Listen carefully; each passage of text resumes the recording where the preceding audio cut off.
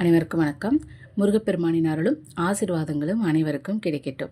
இந்த பதிவில் நம்ம எதை பற்றி பார்க்க போகிறோம் அப்படின்னா, மார்கழி மாதத்தோட சிறப்பு தான். மார்கழி மாதம்னாலே பொதுவாக எல்லாத்துக்குமே ஞாபகம் வர்றது அப்படின்னா, கலர் கலரான கோலம் போடுறதும், அந்த வாசலில் அந்த பூசணி பூ வைப்பாங்க. மாட்டு சாணம் அதை எடுத்து அதன் மேலே அந்த பூவை வச்சு வைப்பாங்க. இதெல்லாம் கிராமங்களில் அப்போல்லாம் ரெகுலராக வைப்பாங்க. இப்போ எங்கேயாவது ஒரு சில இடங்களில் தான் இருக்குது அப்படிங்கிற மாதிரி வந்துருச்சு சூழ்நிலை. ஆனால் மார்கழி மாதத்தோட சிறப்பு அப்படின்னு பார்த்திங்கன்னா அதை சொல்லிகிட்டே போகலாம். ஒரு சில மாதங்களில் பார்த்திங்கன்னா ஒரு நாளோ ஒரு சிறப்பான ஒரு நாள் நட்சத்திரம் இந்த மாதிரியான விஷயங்கள் வரும். ஆனால் மார்கழி மாதம் முழுவதுமே பார்த்திங்கன்னா ஒரு கடவுளுக்கு உகந்த ஒரு சிறப்பான ஒரு மாதமாக நம்ம சொல்லுவாங்க. ஸோ அதனால தான் மார்கழி மாதத்தில் பார்த்திங்க அப்படின்னா வழிபாட்டுக்குரிய மாதமாக இருக்கிறதுனால நம்ம நல்ல விஷயங்கள், அதாவது நமக்கு இல்லை செலிப்ரேஷன் பண்ணுறது, நம்மளுடைய இல்ல விழாக்களை நம்ம ஒதுக்கி வச்சுட்டு வழிபாட்டுக்குரிய மாதமாகவே இந்த மார்கழி மாதத்தை நம்ம எடுத்துக்கிறோம். அதாவது தேவர்களோட நம்மளுடைய ஒரு வருடம் தேவர்களோட ஒரு நாள் அப்படின்ற மாதிரி கணக்கு வரும். சரிங்களா? அதில் இந்த தை மாதத்தில் ஆரம்பித்து ஆனி மாதம் வரைக்கும் பார்த்திங்க அப்படின்னா தேவர்களோட பகல் பொழுது அப்படின்னு சொல்லுவாங்க. அதே மாதிரி ஆடி மாதம் ஆரம்பித்து மார்கழி மாதம் முடிகிற வரைக்கும் பார்த்திங்கன்னா இரவு பொழுது.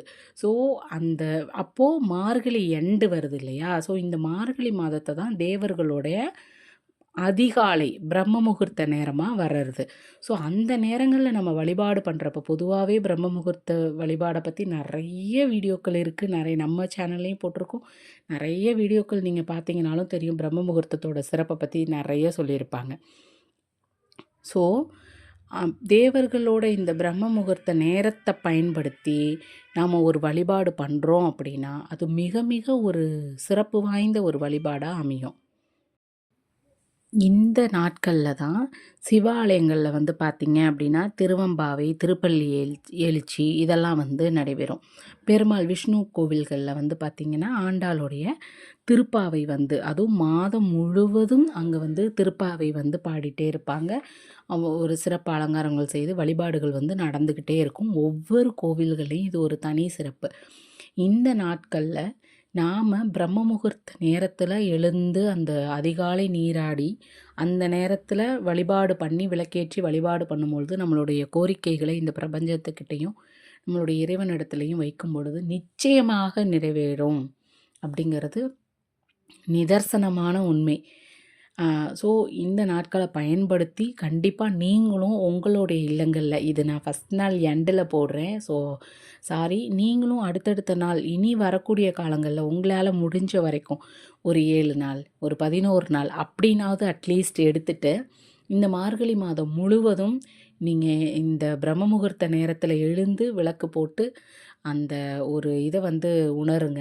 கண்டிப்பாக நான் இதை செஞ்சேன், எனக்கு இவ்வளோ ரிலாக்ஸ் கிடச்சிது, நான் என்னுடைய வாழ்க்கையில் மாற்றங்கள் நிகழ்ந்தது அப்படிங்கிறத நீங்கள் நிச்சயமாக உணர முடியும். ஸோ இதை கண்டிப்பாக ட்ரை பண்ணி பாருங்கள். இனி வரக்கூடிய விஷயங்களில் மார்கழி மாதத்தில் என்ன செய்யலாம், ஏன் இதை செய்யக்கூடாது அப்படிங்கிற மாதிரியான விஷயங்களையும் நான் கண்டிப்பாக கொடுக்குறேன். தேங்க்யூ.